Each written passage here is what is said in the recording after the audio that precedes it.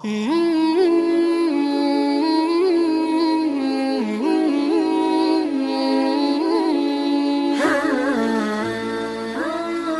Siman, sebelum saya mulai juga, saya tentu berbicara bukan karena lebih tahu daripada Anda semua, tapi kita menjalankan firman Allah Subhanahu wa taala, "Wa dzakir fa inna dzikra tanfa'ul mu'minin." Saling memberikan peringatan karena peringatan bermanfaat bagi orang-orang beriman.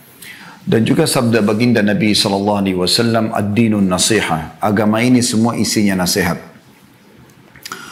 Kita coba fokus tentang masalah sukses dalam mendidik anak, saudaraku seiman.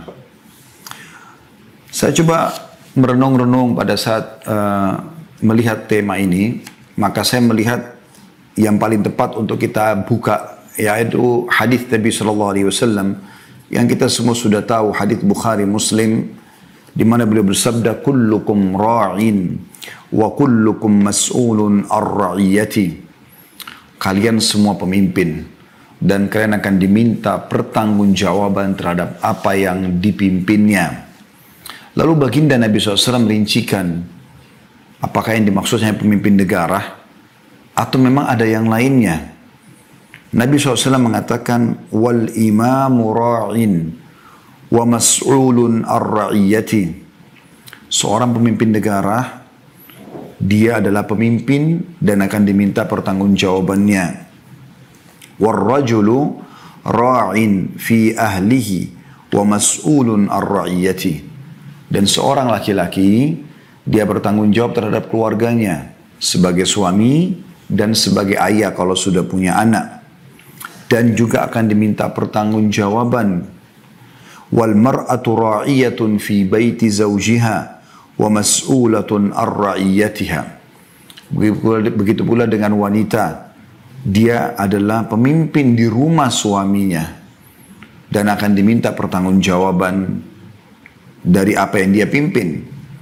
Rumah, penataannya, kerapiannya, makanannya, segala macam kebutuhan rumah. Begitu juga dengan anak-anak yang dititipkan di rumah oleh suaminya. Wal khadimu ra'in fi mali sayyidihi wa mas'ulun ar-ra'iyati. Seorang pembantu, seorang pegawai, staf, mereka adalah pemimpin di harta pemimpinnya atau tuannya, atasannya, dan dia juga akan diminta pertanggungjawaban atas apa yang dipimpin itu. Wa kullukum ra'in wa mas'ulun ar-ra'iyati. Maka sadarilah, kata Nabi SAW, kalian semua pemimpin dan akan diminta pertanggungjawaban dari apa yang kalian pimpin tersebut. Juga dalam hadis Bukhari Muslim yang lain, kalau di hadis pertama tadi kita sudah tahu kita semua adalah pemimpin, ya. Jadi tidak harus lingkupnya adalah pemimpin negara, tapi seorang suami, ayah, seorang istri, ibu, seorang atasan, seorang bawahan, semuanya bertanggung jawab. Maka Nabi SAW mengingatkan dalam hadis Bukhari yang Muslim, hadis Bukhari Muslim yang lain berbunyi, "Ma min 'abdin yastar'ihi Allahu ra'iyatan yamutu yawma yamutu wa huwa ghashun li ra'iyatihi illa harramallahu 'alaihi al-jannah." Tidak ada seorang hamba pun yang telah Allah bebankan padanya kepemimpinan. Tadi sudah dirincikan di hadis pertama siapa saja pemimpin-pemimpin tersebut. Lalu kemudian dia mati sementara dia menipu, ya, atau membengkalaikan yang sedang dia pimpin, kecuali Allah akan haramkan baginya surga. Jadi coba Anda renungi baik-baik dalil-dalil seperti ini supaya kita tahu apa yang sedang kita bahas ke depan. Ada tanggung jawab di sini. Juga Nabi SAW bersabda dalam hadis riwayat Ahmad dan juga Bukhari sebutkan dalam adab mufrad yang artinya, berilah nafkah anakmu dari harta bendamu dan jangan angkat tongkatmu ke tubuh mereka untuk mendidik, serta ajaklah mereka takut kepada Allah. Bagaimana Nabi SAW menitik beratkan adanya tanggung jawab orang tua kepada anak. Kalau kita sempitkan bahasan ke sini, karena tentu dengan 1 jam tidak mungkin kita bahas semua pemimpin-pemimpin tersebut. Tapi kita bicara sekarang orang tua kepada anak. Termasuk juga guru-guru di sekolah terhadap anak didiknya, yang merupakan amanah dia terima gaji untuk mendidik mereka. Ibnu Qayyim memberikan sebuah poin peringatan baik dalam buku beliau, yaitu Tuhfatul Maudud bi Ahkamil Maulud. Terjemahannya kurang lebih, barang siapa yang tidak mendidik anaknya tentang perkara bermanfaat dan menelantarkan pendidikan mereka, maka ia telah melakukan kesalahan yang sangat fatal. Kebanyakan anak rusak karena keteledoran dan kesalahan orang tua yang tidak mau mengajarkan anak-anak tentang pokok-pokok agama Islam. Sehingga mereka hidup dengan penuh penyesalan dan siang-sia. Maksudnya si anak tadi, begitu juga dengan orang tuanya. Mereka menyesal dan akan sia-sia waktunya. Mereka tidak menjadi orang yang bermanfaat. Dan juga orang tuanya tidak mengambil manfaat dari mereka. Sebagian orang tua ada yang mencela anaknya atas sikap durhaka kepada orang tua. Maka anak bisa membalas mengatakan, wahai bapakku atau ibuku, engkau telah menyia-nyiakanku pada masa kecil, maka pada masa dewasa aku mendurhakaimu. Dan engkau menelantarkanku di masa kecil, maka aku menelantarkanmu ketika engkau menginjak masa tua. Ini kurang lebih teman-teman pembukaan daripada sukses dalam mendidik anak-anak. Sebelum jauh teman-teman kita masuk membahas masalah ini, tentu saya coba ringkaskan karena ini bahasanya cukup panjang. Ada bahasan kami tentang bedah buku ya, judul bukunya itu beginilah seharusnya mendidik anak dalam Islam sesuai Al-Quran dan Sunnah. Ini seingat saya kalau nggak salah ada 40 episode ya. Tahap demi tahap kita membahas tentang masalah pendidikan anak. Namun karena waktu kita hanya sejam, saya coba padatkan ya. Semoga Allah SWT berkahi. Saya ingin menyinggung dulu tentang makna sukses teman-teman. Banyak orang memahami sukses ini sesuatu yang sangat berat, sulit, ya, butuh upaya yang sangat besar.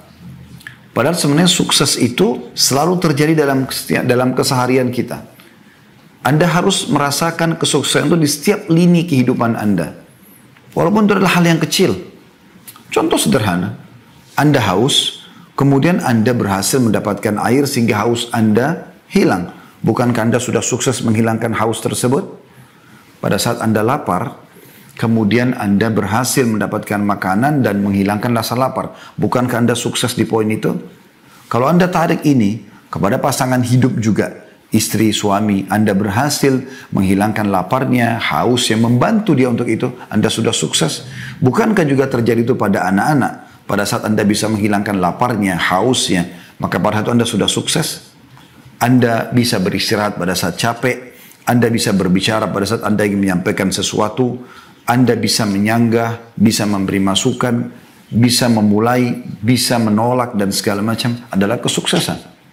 Oleh karena itu teman-teman, sukses ini adalah dia masuk ke setiap lini kehidupan kita dan substansial kehidupan, dan nanti dia akan kalau digabungkan akan menjadi akumulasi kesuksesan itu. Oleh karena itu teman-teman, kalau Anda berhasil menghilangkan satu sifat buruk diri Anda saja, atau pasangan, atau anak Anda sudah sukses di poin itu.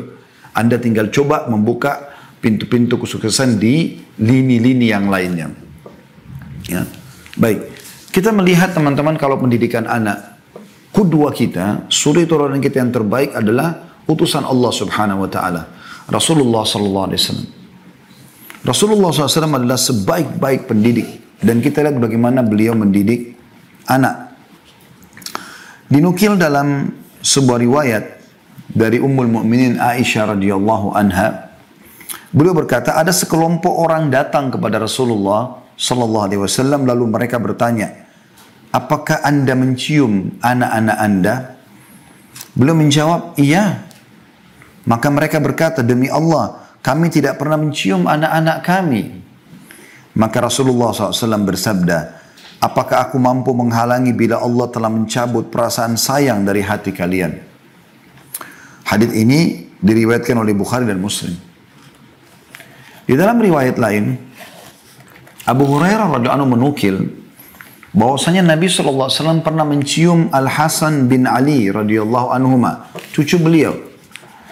Maka Aqra bin Habis radhiyallahu anhu, seorang sahabat Nabi tapi tinggal di padang pasir, seorang badui, berkata, aku punya 10 anak, sementara aku tidak pernah menciumnya.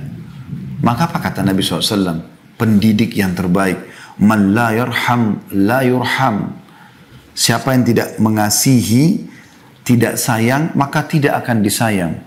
Hadis ini riwayat Bukhari Muslim. Juga dari hadis Jabir bin Abdullah radhiyallahu anhuma, dia berkata bahwa Rasulullah SAW bersabda, man la yarhamin nas, la yarhamhullah.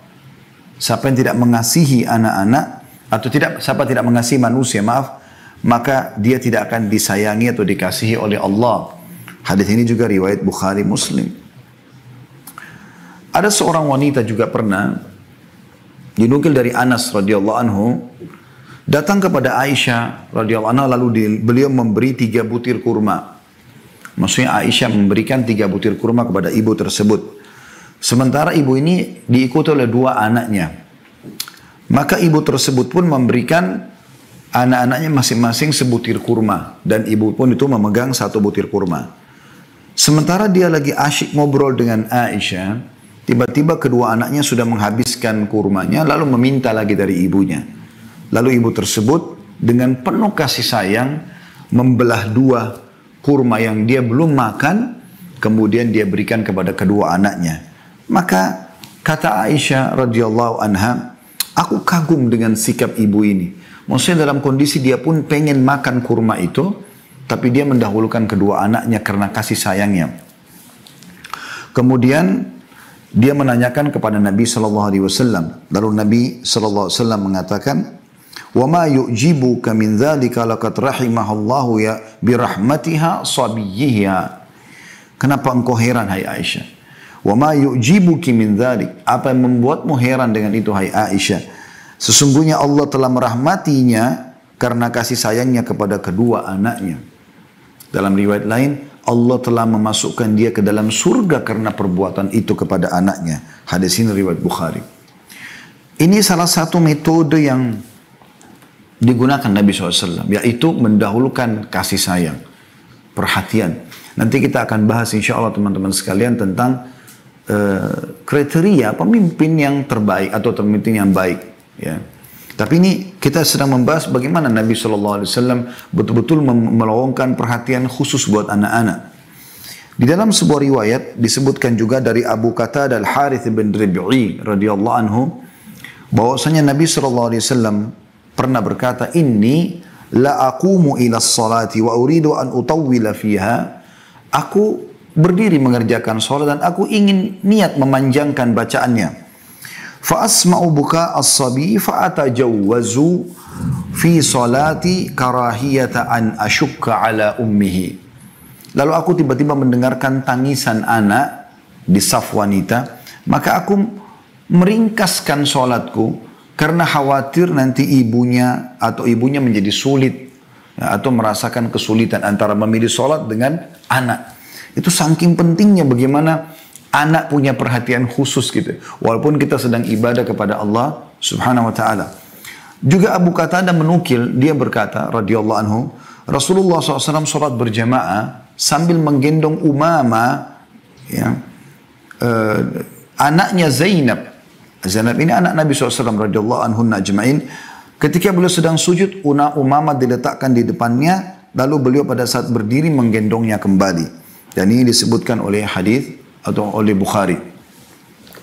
Juga Abu Hurairah radhiyallahu anhu menukil, dia berkata, saya mendengar dengan kedua telingaku dan melihat dengan kedua mataku bahwa Rasulullah SAW menarik kedua telapak tangan Al-Hasan dan Husain radhiyallahu anhu, cucu beliau, meletakkan kedua telapak kakinya di atas telapak kaki Rasulullah SAW, lalu beliau bersabda, naiklah. Jadi sambil pegang tangannya Hasan dan Husain, lalu menyuruh keduanya naik dari telapak kaki beliau, terus saja menaiki, ya, sampai ke daerah dada Nabi SAW. Lalu Nabi SAW mengatakan, bukalah mulutmu, lalu beliau mencium keduanya. Ya. Lalu beliau mengatakan, ya Allah, cintailah keduanya karena aku mencintainya. Juga Abdullah bin Shaddad radhiyallahu anhu berkata, ketika Rasulullah SAW sholat berjamaah, tiba-tiba datang Al-Husain menaiki punggung beliau. Lagi sholat berjamaah, Husain cucunya datang dan naik ke atas punggung beliau. Sementara beliau sedang sujud. Lalu beliau memanjangkan sujud, beliau memanjangkan sujudnya hingga para jemaah mengira ya terjadi sesuatu. Maka Nabi SAW mengatakan, ya, maksudnya orang mengira Nabi SAW sudah meninggal atau apa, kok lama sekali sujudnya. Setelah salam, orang melihat ternyata di punggung beliau ada Husain, cucunya, masih kecil. Lalu apa kata Nabi SAW? Inna bni irtahalani fakarihtu an u'ajjilahu hatta yaqdiya hajatah. Sesungguhnya cucuku ini menaiki punggungku, maka aku tidak ingin memburu-burunya hingga dia menunaikan hajatnya. Hadis ini diriwayatkan oleh An-Nasai, Ahmad, dan seterusnya. Atau banyak riwayat perawi-perawi yang lain. Anas bin Malik juga radhiyallahu anhu menukil bahwasanya Rasulullah SAW mengunjungi orang-orang Ansar. Dan beliau memberi salam kepada anak-anak kecil, mengusap-ngusap kepala mereka. Sangat luar biasa penyayangnya dengan anak-anak. Sehingga apapun nanti yang disampaikan, diterima. Karena anak-anak merasa ada kasih sayang itu. Juga Abdullah bin Ja'far, tentu ini tadi diriwayatkan oleh An-Nasai dengan sanad sahih. Abdullah bin Ja'far juga radhiyallahu anhu berkata, Rasulullah SAW mengusap radhiyallahu anhu, ya, dia adalah ayah sahabat. Ja'far ini kakaknya Ali bin Abi Thalib, lebih tua 10 tahun radhiyallahu anhum ajma'in. Kata Abdullah anaknya Ja'far, Rasulullah SAW mengusap kepalaku dengan tangannya. Kira-kira beliau mengusap 3 kali dan setiap mengusap beliau selalu berdoa, ya Allah berilah ganti kepada Ja'far dengan kebaikan pada anaknya. Dan hadits ini diriwayatkan oleh Ahmad dan Hakim dalam kitab Mustadrak dan dikatakan sahih. Dan kita tutup di bahasan ini teman-teman, di poin ini maksud saya, yang sedang kita bahas tentang bagaimana Rasulullah SAW sebagai pendidik, adalah riwayat Ibnu Asakir meriwayatkan dari Abdullah bin Ja'far juga radhiyallahu anhu, dia berkata, bila Rasulullah SAW datang dari pepergian, dari jihad, dari umrah, haji, beliau pada saat pulang, ya, beliau disambut oleh anak-anak kecil dari keluarganya. Selalu datang anak-anak di pintu-pintu gerbang Madinah. Pernah suatu ketika beliau datang dari bepergian dan aku adalah orang pertama yang menyambutnya, maka beliau memboncengku di depan beliau, maksudnya menggendong, ya, atau meletakkan di depan tunggangan beliau. Lalu salah satu dari kedua anak Fatimah Al-Hasan Husain datang, lalu Rasulullah SAW memboncengnya di belakang beliau hingga kami masuk Madinah bertiga dalam atau naik satu tunggangan. Hadis ini atau riwayat ini diriwayatkan Imam Muslim. Juga disebutkan mirip dengan riwayat ini, bahwasanya Nabi SAW kalau datang dikerumuni oleh anak-anak kecil Madinah. Mereka datang, ya, kemudian mereka mengurumuni Nabi SAW. Lalu Nabi SAW menggendong dengan tangan kanan, ada yang dengan tangan kiri, ada yang bergelantungan di kaki Nabi SAW dan di punggung beliau SAW. Ya, saking disukainya sama anak-anak kecil. Kemudian beliau kalau sudah tidak mampu lagi mengangkat, masih ada anak-anak datang, beliau mengatakan kepada para sahabat, gendonglah mereka. Padahal beliau dalam keadaan kondisi letih datang dari safar. Bagaimana, ya, suri teladan kita Nabi SAW memulai mendidik anak dengan kasih sayang. Baik teman-teman sekalian, kita coba lebih dalam membahas masalah ini. Kita akan coba bahas kriteria pendidik teladan. Ini terjadi buat orang tua juga, buat tentunya teman-teman yang menjadi tenaga pengajar di sekolah, ya. Saya berharap Anda sebagai orang tua harus menyadari anak-anak tidak diberikan oleh Allah SWT kepada Anda, ya, kecuali memang sebagai amanah. Ingat itu. Dan Anda tidak punya pilihan sama sekali. Anda sebagai laki-laki hanya punya sperma, itu pun Allah yang ciptakan. Anda yang ciptakan sperma juga itu. Dan Anda perempuan hanya punya sel telur dan perut di tempat untuk menampung bayi tersebut. Kemudian lahirlah bayi tersebut. Kita bahkan tidak bisa pilih laki-laki atau perempuan. Kita tidak bisa memilih bagaimana alisnya, matanya, hidungnya, bibirnya. Kita tidak bisa milih semua. Tidak bisa ada yang kita pilih sama sekali. Maka ini teman-teman sekalian, sebuah pelajaran penting. Ternyata ini bukan milik kita. Allah SWT amanahkan. Ya. Maka ada sebuah tanggung jawab di situ. Dan ada sebuah peluang pahala besar di situ. Begitu juga Anda sebagai guru di sekolah. Teman-teman sekalian, lupakan masalah gaji. Coba nikmati pekerjaan. Apa yang sedang kita kerjakan. Saya juga kebetulan lama menjadi guru. Baik itu di pesantren ataupun di universitas menjadi dosen. Dan saya melihat tidak ada cara yang paling efektif untuk bisa memberikan informasi yang tepat kepada anak didik kita, kecuali dengan kita menikmati pekerjaan tersebut. Kita ikhlas.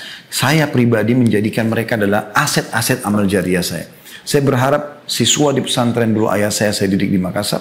Dan juga teman-teman mahasiswa dulu yang saya ajar di kampus. Saya berharap mereka tidak keluar kecuali mereka akan menjadi amal jariah buat saya. Saya berusaha menukil itu dan saya tidak pernah pikirkan masalah gaji yang saya terima. Karena itu pasti akan datang. Dalam istilah para ulama, ya, kalau kau kejar akhirat, duniamu akan ikut. Kalau kau kejar dunia, akhiratmu akan luput. Maka coba nikmati itu. Sehingga Anda tidak pernah menghubungkan antara bagaimana mengubah karakter yang buruk dari seorang anak, bagaimana kita membentuk dia menjadi seorang tokoh atau orang yang baik, ya, dengan gaji yang Anda terima atau upah yang Anda terima. Bagi kita adalah ini amal jariah. Bagaimana saya bisa mengubahnya? Imam Syafi'i rahimahullah pernah punya seorang murid, teman-teman sekalian. Itu muridnya lamban sekali kalau dia memahami sesuatu. Maka Imam Syafi'i tahu masalah itu. Dan dia selalu duduk di belakang orang itu. Apa yang terjadi? Imam Syafi'i rahimahullah seorang pendidik yang luar biasa. Dia tahu bukan upah yang dia pikirkan. Tapi yang dia pikirkan adalah pahala yang dia bisa dapatkan. Maka dia biarkan seluruh muridnya keluar. Kemudian dia tahan anak tersebut. Lalu mulailah beliau mengulang-ulangi materi itu pelan-pelan. Sampai anak itu faham. Sampai pernah anak ini mengatakan, wahai imam, saya orangnya begini. Anda tidak usah buang-buang waktu buat saya. Kata beliau, tidak. Sampai kau memahami apa yang saya sampaikan. Saking luar biasanya kalau orang kejar target akhirat, pahala, ya bagaimana menjadikan orang ini depan saya sebagai aset amal jariah itu luar biasa. Mirip dengan alam dakwah ya. Kalau saya pribadi, saya tidak pernah melihat kekurangan seseorang atau pelanggaran agama yang terjadi padanya adalah sesuatu yang harus saya perangi. Tetapi saya melihat itu adalah aset amal jariah buat saya. Ada wanita belum berhijab kah? Ada orang belum sholat kah? Ada orang belum puasa kah? Ada orang punya kesalahan apalah dalam agama. Bukan untuk kita musuhi. Justru kita tersenyum. Menjadikan itu sebagai kesempatan kita. Jangan didahului oleh orang lain untuk memberikan nasihat kepada dia. Berapa banyak orang yang kita bengkalikan, tidak kita nasihatin, tidak kita luruskan. Ternyata dia mendapatkan hidayah dari orang lain. Dan orang lain itu yang mendapatkan pahalanya. Imam Abu Hanifah rahimahullah. Anda kalau belum tahu beliau salah dari 4 imam mazhab. Anda sudah tahu alhamdulillah. Dan beliau dikenal dengan imam. Imam itu kayak tokoh. Seperti tokoh mazhab ya. Itu menghafal minimal 500.000 hadis kalau saya tidak salah. Dan sekian banyak. Ya luar biasa. Dan Imam Abu Hanifah itu sekarang mazhabnya umumnya diterapkan di Afrika, di Eropa, di India. Banyak menggunakan mazhab Abu Hanifah rahimahullah. Beliau itu mulai belajar agama, mulai lebih menekuni di umur 30 tahun lebih. Tapi bukan itu yang sedang kita bahas.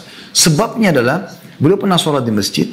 Kan? Beliau pedagang sutra di Irak. Kemudian beliau sholat di masjid. Pada saat beliau sholat ternyata cara sholatnya salah. Dan ditegur oleh orang di sebelahnya. Maaf tadi sholat anda salah, yang benar tuh begini. Misal begitu saja. Maka Abu Hanifah mengatakan saya pun malu. Masa saya di umur sekian masih salah sholatnya. Lalu beliau mulai mempelajari agama sampai menjadi tokoh madhab. Sekian juta orang sekarang mengikuti ajaran beliau. Ya, madhab beliau. Ya, yang dinukil tentang hukum fikih, tata cara sholat, puasa, dan luar biasa banyak yang lainnya. Pertanyaan sederhana teman-teman, pernah nggak orang yang sedang menasihati Abu Hanifah tadi untuk membetulkan sholatnya berpikir yang dia nasihati ini akan menjadi imam madhab? Pernah nggak anda renungi teman-teman, yang orang tadi meluruskan sholat satu kesalahan tadi, ternyata bisa panen seluruh pahalanya Abu Hanifah rahimahullah. Itu luar biasa. Ya. Baik teman-teman. Kriteria pendidik yang baik, yang pertama bagi orang tua dan juga anak, bagi guru ya maaf, bagi orang tua dan juga guru pendidik di lembaga pendidikan. Yang pertama teman-teman, pemaaf dan tenang. Ini penting sekali, pemaaf dan tenang. Kalau orang sudah seperti kita sudah bisa mengontrol emosi segala macam, maka tentu orang tidak akan melakukan kesalahan. Dan kalau anda selalu yang terbawa adalah emosional, anda tidak akan pernah bisa memperbaiki orang. Perhatikan apa yang Allah sebutkan tentang masalah pemaaf ini. Allah sebutkan dalam surah Al-Imran. Surah nomor 3 ayat 134. Kalau anda yang sedang mengikuti acara kita ini bisa membuka aplikasi Al-Quran di handphone, coba dilihat ya. Al-Imran surah nomor 3 ayat 134. Allah subhanahu wa ta'ala berfirman, A'udzubillahi minasyaitonirrajim, wal qadhiminal ghaidha wal 'afina 'anil nas, wallahu yuhibbul muhsinin. Ini tentu potongan ayat ya. Potongan ayat Al-Imran 134. Yang bunyinya, dan orang-orang yang menahan amarahnya. Qadhiminal ghaidh, kata ulama, ya adalah orang yang marah dalam kondisi dia punya power, dia dalam kondisi benar, dia marah, dia bisa lampiaskan. Tapi dia qadhim artinya dia menahannya. Justru pada saat itu, wal qadhiminal ghaidh, Allah malah memuji mereka. Lalu Allah mengatakan wal afina 'anil nas, orang yang suka memaafkan orang lain. Maafkan. Mereka masih jahil. Kalau mereka sudah tahu seperti kita, maka tentu saja mereka tidak akan lakukan. maafkan mereka. Jadikan mereka, tadi saya bilang, aset amal jariah Anda. Wallahu yuhibbul muhsinin, dan Allah suka orang-orang yang berbuat kebaikan. Maksudnya siapa? Tadi orang yang menahan emosinya, padahal dia bisa melampiaskan karena dia seorang guru, dia orang tua, dia bisa main pukul, main segala macam hukum, tapi tidak. Dia dahulukan sifat kasih sayangnya, pemaafnya. Dalam ayat yang lain, Allah SWT memerintahkan dalam surah Al-A'raf ayat 199. Al-A'raf 199 yang berbunyi, A'udzu billahi minasyaitonir rajim, khudil afwa wa'mur bil 'urfi wa'arid 'anil jahilin. Peganglah sikap memaafkan. Pelongkan. Tapi dia jahat Ustaz. Iya. Tapi kan dia bodoh Ustaz. Iya. Kita juga tahu. Semua juga orang tahu. Tapi agama Anda, Allah Tuhan Anda mengajarkan Anda apa? Allah mengatakan khudil afwa. Peganglah sikap memaaf itu. Kita ada masalah, maaf. Ya. Dan suruh orang mengerjakan yang ma'ruf. Ajarkan mereka supaya mereka tidak salah lagi. Dan berpalinglah dari orang-orang jahil. Maksudnya jangan jadikan mereka sebagai teman, tapi luruskan kesalahan. Juga dalam surah Al-Hijr ayat 85, ya, Allah Subhanahu wa taala berfirman, A'udzubillahi minasyaitonir rajim, fasfahis safhal jamil. Maafkanlah mereka dengan pemaafan yang baik. Awet muda berhasil akan mendidik. Itu luar biasa. Mendidik. Saya dapat kisah tentang Syekh Sudais, Abdurrahman Sudais, Imam Masjid Haram. Sekarang sudah 60 tahun lebih umurnya. Hafizahullah, beliau hafal Quran. Kalau baca Quran, siapa yang tidak suka suaranya? Saya pernah ke hutan Afrika, hutan di Irian, ya. Itu saya dengar masjid di sana tuh ada melantunkan tilawahnya Syekh Sudais. Saya sampai berpikir kalau Syekh Sudais tahu suaranya sampai di hutan-hutan Irian ditilawahkan, mungkin beliau menangis kan. Luar biasa gitu. Salah satu kisah pernah dinukil oleh seseorang mewawancarai beliau sambil bertanya, apa kata kunci suksesnya Anda ini? Apa kata beliau? Dulu waktu saya kecil kalau saya nakal, ya, maka ibu saya mengatakan, pergilah ke Masjid Haram, semoga kau jadi imam haram. Ibunya lagi marah, bukan malah marah, tapi dia malah mendoakan kebaikan. Dia mengatakan, pergilah ke Masjid Haram. Artinya, sekarang ke Masjid Haram terserah mau buat apa di Masjid Haram. Kalau sholat ikut sholat, ada ulama ikuti halakanya, tapi secara umum pergilah ke Masjid Haram. Semoga kau jadi imam haram. Selalu itu yang dinukil. Sambil tersenyum beliau mengatakan, itulah rahasia saya bisa menjadi imam. Banyak orang jadi imam Masjid Haram, tapi siapa yang dikenal? Pilihan dihitung jari, termasuk beliau. Hafidhahullah. Baik teman-teman sekalian, tentu ini bahasannya panjang, saya langsung masuk ke sifat yang kedua. Yaitu tadi pemaaf, yang kedua adalah lemah lembut dan menjauhi sifat kasar. Bedakan antara tegas sama kasar, beda ya. Tegas itu lakukan ini, jangan lakukan ini, itu tegas. Boleh tegas. Rasulullah SAW tegas di beberapa hal. Kalau memang itu sudah sampai pada pelanggaran agama misalnya. Tapi bukan keras. Keras itu mata melotot, tangan melayang, kaki menendang. Mulutnya kotor mengucapkan kata-kata yang luar biasa. Perhatikan bagaimana Aisyah menukil kisah atau riwayat bahwasanya baginda Nabi SAW bersabda, Inna allaha rafiqun yuhibbur rifqa. Allah itu lemah lembut, maha lemah lembut. Dan dia mencintai kelemah lembutan itu. Wa yu'ti 'alal rifqi ma la yu'ti 'alal 'unf. Dan dia memberi karena sikap lemah lembut sesuatu yang tidak diberikan kepada sikap yang keras. Artinya efek hasilnya beda. Lemah lembut dengan keras. Wa ma la yu'ti 'ala ma siwah. Dan juga segala sesuatu yang tidak diberikan kepada selainnya. Maksudnya selain lemah lembut. Apapun metode selain lemah lembut, maka akan efeknya beda dengan lemah lembut. Ya. Dan ini diriwayatkan, sudah disebutkan tadi oleh Bukhari. Ya. Atau dinukil sebelumnya ya. Kemudian Aisyah berkata juga, Nabi SAW bersabda, Idza arada Allah bi ahli bait, idza arada Allah bi ahli baitin khairan adkhala alaihim rifqa. Ketahuilah, jika Allah menghendaki kebaikan pada satu keluarga, maka Allah akan memasukkan kepada mereka sikap lemah lembut. Hadis ini riwayat Ahmad, Bukhari, dan juga Al-Baihaqi. Jadi kalau di rumah Anda ada lemah lembut, tutur kata yang santun, suami pada istri, istri pada suami, orang tua pada anak, anak pada orang tua, berarti Allah sedang menginginkan kebaikan buat rumah tangga Anda. Ini luar biasa. Begitu juga dengan lembaga pendidikan tentunya. Ya. Kemudian dalam hadis yang lain kata Nabi SAW, Inna Allah rafiqun yuhibbur rifqa fil amri kullih. Allah itu maha lemah lembut dan dia mencintai kelemah lembutan dalam segala urusan. Ya, kalau Anda tadi mengatakan, mungkin nggak kita pilah-pilah. Kata Nabi SAW, segala urusan. Kelemah lembutannya. Ini diriwayatkan juga sama oleh Imam Ahmad tentunya. Juga Ummul Mukminin radhiyallahu anha menukil bahwasanya Rasulullah SAW bersabda, ini maksudnya Aisyah Ummul Mukminin radhiyallahu anha, "Alaikum birrifqi inna rifqa la yakunu fi syai'in illa zanah wa la yunza'u min syai'in illa syanah." Bersikap lemah lembutlah, sungguhnya tidaklah kelembutan terdapat pada sesuatu kecuali akan membuatnya indah, dan tidaklah dicabut dari segala sesuatu kecuali akan merusaknya. Diriwayatkan oleh Muslim. Ya. Disebutkan dalam hadis yang lain di poin ini ya, sifat yang kedua itu lemah lembut, yaitu hadis yang diriwayatkan Muslim. Kata Jabir bin Abdullah radhiyallahu anhu, Rasulullah SAW bersabda, "May yuhramil rifqa yuhramil khaira kullah." Siapa yang telah terharamkan ya, memiliki sifat kelemah lembutan, dia memang tidak ada dalam dirinya, semuanya melotot, semuanya kasar, semuanya emosional, maka dia telah diharamkan atau terharamkan dari seluruh kebaikan. Sifat yang ketiga ya, yaitu penyayang. Penyayang ini artinya selalu ingin mendahulukan orang lain. Tadi kan lemah lembut ya. Penyayang. Dinukil dari Imam Bazzar meriwayatkan dari Ibnu Umar radhiyallahu anhu bahwasanya Rasulullah SAW bersabda, sungguhnya Allah tidak menyayangi orang yang tidak sayang kepada anaknya. Sesungguhnya Allah tidak menyayangi orang yang tidak sayang pada anaknya. Anak kandungnya, anak tirinya, anak didiknya. Demi zat yang jiwaku ada di tangannya, tidak akan masuk surga kecuali orang yang penyayang.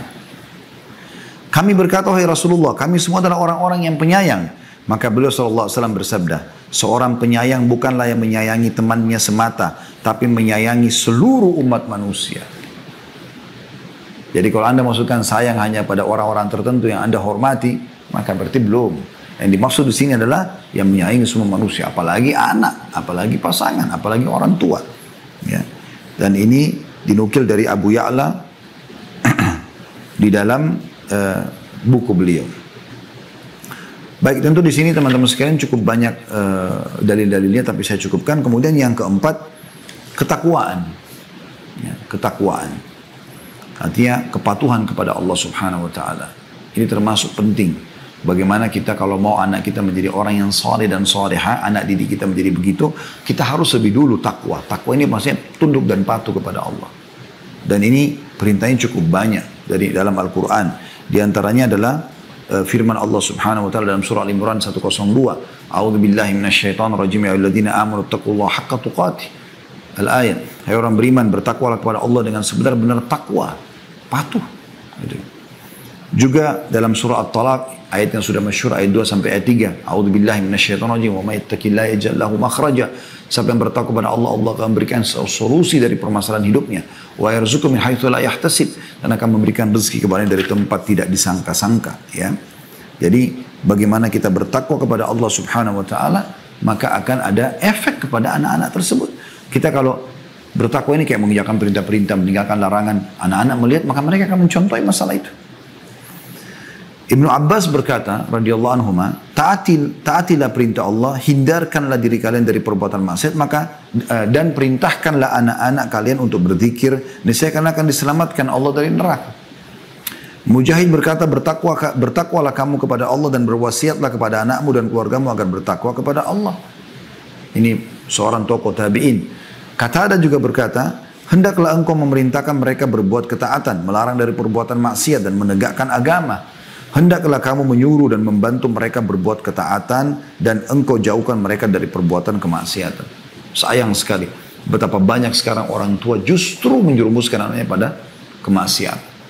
Dari kecil yang ditanamkan itu adalah musik-musik, yang diajarkan adalah artis-artis yang non-muslim, yang kecil ditanamkan tentang kisah-kisah kartun yang khayalan, yang isinya berantem, ya. Ini sering saya bahasakan di pengajian, kalau teman-teman yang sudah pernah dengar tidak asing itu. Kalau yang belum dengar tentu mungkin agak kaget mungkin ya, tapi Anda coba renungi. Contoh kartun-kartun yang kita biasa suruh anak kita nonton atau biarkan nonton Tom and Jerry misalnya. Apa isinya? 20 menit atau setengah jam isinya adalah berantem antara kucing sama tikus. Apa yang terjadi kira-kira dalam kejiwaan anak kita pada saat mereka selesai nonton? Kalau Anda dudukkan dua adik kakak nonton kartun Tom and Jerry, setengah jam kemudian Anda tutup, Anda matikan, lihat apa yang terjadi. Mustahil mereka tidak berantem. Dan yang lebih bahaya lagi di situ, dinukil banyak sekali hal-hal yang berbahaya. Jatuh dari tangga, yang kena strom, yang ini seakan-akan tidak mati, masih bisa lari-larian kejaran setelah itu. Kenapa Ustaz bisa tahu? Saya kok waktu kecil tahu, nonton kan. Dan saya, subhanallah, setelah belajar saya melihat, oh ini tidak boleh, gitu kan. Khayalan. Berapa banyak kita selalu sibuk anak kita untuk menjadi tokoh-tokoh fiktif. Ya, ada Spiderman, ada Superman. Tidak ada orang-orang ini tidak ada. Tapi itu dilahirkan di khayalan anak-anak kita. Waktu dirilis film Spiderman pertama di Amerika, banyak sekali kisah kan, anak-anak diberikan orang tuanya baju, hanya ada yang jatuh dari apartemen, tapi nggak dinukil di berita karena takut nanti film ini nggak laku. Gitu. Anda coba telusuri itu. Karena memang dibuat khayalan, jaring keluar dari tangan segala macam, padahal tidak ada. Kan tapi bagus filmnya Ustaz, memang bagus. Kalau nggak bagus nggak akan laku. Tapi Anda bicara masalah pendidikan. Berapa banyak orang tua tidak menyadari masalah itu. Tidak ada ketakwaannya. Tidak menanamkan hal yang haram. Dia duduk nonton film-film barat, film-film action yang banyak mungkin ada ciuman, ada perempuan tidak pakai hijab, anak-anaknya duduk di sebelahnya sambil nonton. Anda jangan pikir anak-anak kalau sedang bermain tidak memperhatikan ya. Mereka sangat jeli, bahkan lebih jeli daripada kita. Saya pernah berbicara dengan istri di rumah. Kemudian setelah itu subhanallah anak ini diam. Setelah itu dia bicara, datang kepada seorang tamu di rumah, lalu dia ceritakan. Kalau ada cerita begini loh, padahal itu cerita. Dia pada saat itu diam. Ternyata dia sedang mencerna apa yang sedang kita sampaikan. Maka bertakwa kepada Allah SWT. Anda kalau lihat cuplikan ciuman di film, bagi Anda dewasa itu sudah maksiat kepada Allah, itu dosa, nggak boleh. Tapi sekarang kalau Anda lakukan, mungkin Anda dewasa, Anda minimal Anda akan mengatakan, oh itu cara orang barat. Maksimalnya Anda terpengaruh untuk melakukan juga perbuatan kemaksiatan yang sama kan, tontonannya akan menarik kan gitu. Tapi anak-anak Anda apa yang terjadi? Oh ternyata kalau saya sudah dewasa saya harus begitu. Saya harus punya pasangan, saya harus punya begini dan begitu. Saya pernah bertamu di rumah salah satu kerabat. Kemudian ada tamu datang, kami duduk begitu. Terus tiba-tiba tamu ini kebetulan juga bawa anak kecil perempuan. Yang punya rumah ini punya anak kecil laki-laki. Setelah lama kita ngobrol, tiba-tiba orang tuanya mengatakan, mana si Fulan? Dia cari anak laki-lakinya. Kemudian dia berdiri, dia masuk ke dalam kamar, ditemukan anaknya laki-laki sedang di atas ranjang dia, menutup selimut dan anak tamu tadi yang perempuan itu ada di bawahnya yang sedang ditimpa oleh dia. Kira-kira dari mana anak ini menangkap? Oh, anak itu umurnya 3 tahun pada saat itu. Karena dia menyaksikan orang tuanya. Bertakwa kepada Allah Subhanahu wa taala. Harus hati-hati dengan masalah seperti ini, teman-teman sekalian. Yang kelima, yang ciri yang baik adalah berdoa yang baik buat anak-anak. Ini penting sekali, teman-teman sekalian. Tadi sudah contoh salah satunya Syekh Sudes tadi ya. Bagaimana ibunya pada saat marah pun justru mendoakan yang baik. Pergilah ke Masjid Haram, semoga kau jadi imam haram. Dikabulkan oleh Allah SWT. Teman-teman, coba sekarang hindarkan kalimat negatif. Kamu nakal, sok tahu, kamu ini bodoh, atau apalah. Mungkin tidak asing bagi para pendidik dan juga para. Ini tidak baik sama sekali. Apa hasilnya? Apa yang Anda harapkan dari kalimat itu? Yang ada, dia makin merasa, oh iya saya bodoh, oh iya ya saya begini, oh iya ya saya begitu. Kan begitu, tidak mendidik sama sekali. Apanya? Kenapa nggak doakan kebaikan? Semoga Allah berikan kau hidayah. Semoga Allah berikan kau pemahaman. Semoga kau berubah. Semoga kau menjadi tokoh masyarakat. Semoga kau menjadi hafidh Quran. Semoga, kenapa nggak doa itu? Doa yang baik teman-teman sekalian. Karena doa ini mustajab, kita tidak tahu. Ya. Di dalam sebuah hadis, renungi baik-baik hadis ini teman-teman sekalian. Sabda Nabi SAW, La tad'u ala anfusikum, wa la tad'u ala auladikum, wa la tad'u ala amwalikum, la tuwafiku minallahi sa'atan yus'alu fiha ata'an, fayastajibu lakum. Janganlah kalian mendoakan keburukan terhadap diri kalian. Misal Anda lihat di cermin, kok saya jelek ya? Padahal ini ciptaan Allah. Anda cantik, Anda gagah. Walaupun Anda melihat itu jelek, itu ciptaan Allah Subhanahu wa taala. Kita cuma menunggangi badan ini kok. Ya kan? Jangan doakan keburukan. Naik mobil sedikit saja, ya, mogok mobil atau apa? Sial. Apalah sial, apalah sial. Selalu gitu. Membodoh-bodohi diri, mendoakan buruk. Ini kan jadi doa semua. Untuk apa kalimat buruk keluar? Stop. Kalimat buruk berhenti. Kalimat baik saja. Ya. Jangan kalian mendoakan keburukan buat diri kalian. Jangan kalian mendoakan keburukan terhadap anak kalian. Kau ini nakal sekali. Menyesal saya melahirkan kau. Apalah kalimat-kalimat buruk. Dan jangan kalian mendoakan keburukan terhadap harta kalian. Tadi mobilnya sial, rumahnya, apa sih ini? Ini motor, gitu. Selalu dianggap remeh. Jangan sampai kalian bertepatan pada saat mengucapkan itu dengan saat dimana Allah bila diminta satu permintaan, dengan saat itu maka Allah mengabulkan. Maksudnya jangan sampai itu waktu mustajab. Ya. Dan ini dinukil oleh Bukhari dan Muslim. Dalam riwayat lain, jangan sampai malaikat melewat dan mengaminkan lalu terjadilah. Maka ini harus hati-hati teman-teman sekalian. Ya. Terutama para ibu-ibu, ya, lebih baik karena banyak interaksi sama anak, mungkin karena ayah banyak di waktu di luar rumah, maka mungkin mereka tidak melewati banyak hal-hal yang mungkin kita anggap tanda kutip pelanggaran-pelanggaran anak, jatuhkan gelas, jatuhkan piring, jatuhkan ini, apalah segala macam. Padahal itu mereka tidak tahu. Teman-teman sadarkan diri kita, kalau kita menjadi mereka, ya, atau mereka menjadi kita, apakah mereka akan jatuhkan gelas itu? Kan tidak mungkin. Mana lebih Anda sayangi? Gelas yang pecah atau anak Anda? Kadang-kadang anak dipukul sampai memar hanya kena gelas. Gelas bisa Anda beli, anak nggak bisa. Ada seorang ayah baru beli mobil, bersihkan mobilnya, lalu kemudian anaknya datang pegang beberapa alatnya yang kebetulan atau tangannya belepotan gitu. Kemudian dipegang mobil yang baru habis dicuci. Karena marah diambillah satu besi yang dipakai untuk membuka ya atau memperbaiki mobilnya, dipukul tangan anaknya sampai patah. Akhirnya anak itu patah tangannya. Menangis-nangis, baru nyesal, bawa ke rumah sakit, dioperasi. Kenapa Anda lebih sayang mobil Anda daripada anak Anda? Bagaimana bisa? Mobil bisa dibeli, masih bisa dibersihkan lagi. Gelas masih bisa dibeli, sendok masih bisa dibeli. Berikan pendidikan, agar mereka faham. Dan mereka akan juga mendidikkan itu kepada orang lain. Ya. Kalau ada orang-orang soleh yang temui, minta supaya didoakan. Ummu Sulaim, radhiyallahu anha, dalam sebuah kisah dinukil. Ini Ummu Sulaim, ibunya Anas ibn Malik. Anda kalau baca Anas ibn Malik ini, Anas ini termasuk salah satu dari sekian banyak sahabat yang banyak menukil hadis. Di antaranya beliau nukil kisah ini. Beliau mengatakan bahwasanya Ummu Sulaim ibuku pernah berkata, wahai Rasulullah, Anas ini anakku menjadi pembantumu. Aku bawa supaya dia membantu kamu dan biarkan dia belajar, didik dia apa saja. Maka berdoalah kepada Allah untuk kebaikan. Untuk dia, doakan kebaikan. Jadi minta agar Ummu Sulaim minta agar Nabi SAW doakan Anas kebaikan. Maka Nabi SAW doakan, Allahumma akthir malahu wa waladah wa barik fima a'taitah. Ya Allah, berikanlah kepada Anas harta dan anak yang banyak dan berkahilah apa-apa yang telah engkau berikan kepadanya. Dalam riwayat Bukhari dari Anas bin Malik dikatakan Ummu Sulaim membawaku. Kata Anas bin Malik, ibuku Ummu Sulaim membawaku kepada Rasulullah SAW dan menutupi badanku dengan setengah tudungnya dan setengah selendangnya. Kemudian dia berkata, wahai Rasulullah, ini Anas anakku. Aku membawanya kepadamu untuk menjadi pembantumu. Biarkan dia tinggal sama anda. Biarkan dia didik dengan cara anda. Maka berdoalah kepada Allah untuknya kebaikan. Lalu Nabi SAW berdoa, Allahumma akthir malahu wa waladah.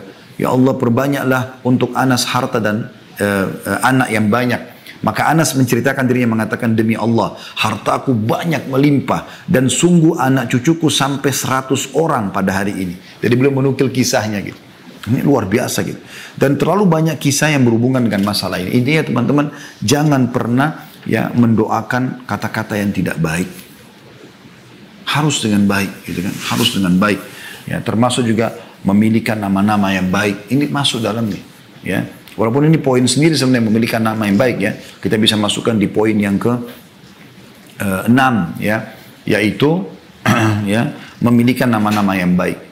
Nabi SAW menyuruh kita memiliki nama-nama yang baik. Bahkan beliau menukar nama-nama buruk sahabat. Kalau memang maknanya buruk pada nama-nama yang baik. Dan beliau mengatakan, Ahabul asma ilallah, nama yang paling Allah cintai adalah Abdullah dan Abdurrahman. Ya. Kemudian Anda bisa pilih nama nabi-nabi, kalau anak laki-laki ya. Kalau perempuan Anda bisa, misalnya Adam, Hud, Saleh, Shu'aib. Dan saran saya, Anda memilih satu nama saja. Kebiasaan kita di Indonesia ini, harusnya kita bisa mengubahnya. Seringkali satu orang namanya sampai 3 komponen atau 4 komponen. Gitu kan? Lebih baik dihindari. Anda lihat nama-nama para nabi satu. Adam, Hud, Saleh, Shu'aib, Musa, Isa, Muhammad, dan seluruh nabi-nabi alaihi wasallam. Satu nama. Kalau kita Muhammad, Yusuf, Harun. Muhammad Nabi, Yusuf Nabi, Harun Nabi. Siapa yang mau dipanggil nih? Kadang-kadang sudah nama bagus-bagus begini pun, ya, masih dipanggil dengan nama-nama ejekan. Nama-nama yang tidak baik. Gendutlah, inilah, itulah, apalah, segala macam. Dan itu dijadikan sebagai bahan olokan. Subhanallah. Ini bisa jadi doa buruk teman-teman sekalian. Namakan nama baik. Pernah Nabi SAW mau minum susu unta, mau disuruh perah susu unta, boleh mengatakan, siapa yang memerah buat kami? Ada satu orang berdiri mengatakan, saya Rasulullah. Apa yang terjadi? Nabi tanya pertama kali, namamu siapa? Ditanya namanya, maka dia mengatakan, Mur itu pahit. Maka kata Nabi SAW, duduklah. Nabi nggak mau diperahkan susu oleh orang yang bernama pahit. Kemudian, Nabi SAW mengatakan, siapa yang memerah buat kami? Berdiri orang kedua. Nabi SAW tanya, siapa namamu? Dia bilang, Harb. Harb itu perang. Kata Nabi SAW, duduklah. Gitu kan? Lalu Nabi SAW mengatakan, siapa yang memerah buat kami? Maka yang ketiga berdiri mengatakan, saya Rasulullah. Nabi tanya lagi, siapa namamu? Dia mengatakan, Aish. Hidup maksudnya. Kata Nabi SAW, perahlah buat kami. Begitu luar biasa. Nabi SAW pernah lewat teman-teman di sebuah tempat, ada 2 gunung. Cuma lewat. Sebelum lewat 2 gunung ini harus dilewatin gitu ya. Maka artinya kebetulan akan lewat di situ. Nabi SAW tanya, siapa yang tahu nama atau julukan 2 gunung ini? Ada sahabat mengatakan, saya Rasulullah. Yang sebelah kanan, Fadih. Fadih itu pembongkar aib. Ya. Yang sebelah kiri, Mukhzi. Mukhzi itu penghina. Artinya orang di situ iseng kasih nama. Ini pohon ini, gunung ini. Padahal gunung itu tidak ada namanya sebelumnya. Tapi dikasih nama buruk. Apa yang terjadi? Nabi SAW suruh cari jalan lain. Nggak mau lewat di situ karena buruknya namanya. Perhatikan ini teman-teman. Luar biasa gitu ya. Kemudian yang ketujuh, lemah lembut dalam bermuamalah. Ini sebenarnya mirip dengan tadi ya, sifat dengan lembut ya. Tapi di sini yang tadi yang sebelumnya adalah lemah lembut di dalam perkataan ya. Kalau di sini dalam muamalah sebenarnya ya. Dalam muamalah ini disendirikan juga oleh para ulama. Artinya lemah lembut dalam bermuamalah ini atau oke, kita langkai saja ini, kita anggap sudah masuk dalam lemah lembut tadi ya. Kemudian kita masuk saja di poin yang ketujuh, yaitu menjauhi sifat marah. Langsung saja ke sifat marah ya, kita sudah cukupkan dengan tadi itu lemah lembutnya. Sifat marah teman-teman sekalian. Nah marah ini harus dikontrol emosi itu. Ya. Disebutkan bahwasanya Nabi SAW hanya marah kalau pelanggaran agama terjadi, itu pun marah beliau niatnya karena kebaikan. Tapi sering kali beliau menasihat, ada pernah sahabat datang mengatakan, ya Rasulullah wasiatkan saya. Supaya saya hidup bahagia, tentram, dunia akhirat. Kata Nabi SAW, la taghdab, jangan kau marah. Apalagi ya Rasulullah, la taghdab, jangan kau marah. Apalagi Rasulullah, la taghdab, jangan kau marah. 3 kali Nabi SAW mengatakan itu. Dan itu disebutkan dalam hadis Bukhari dan juga Ahmad.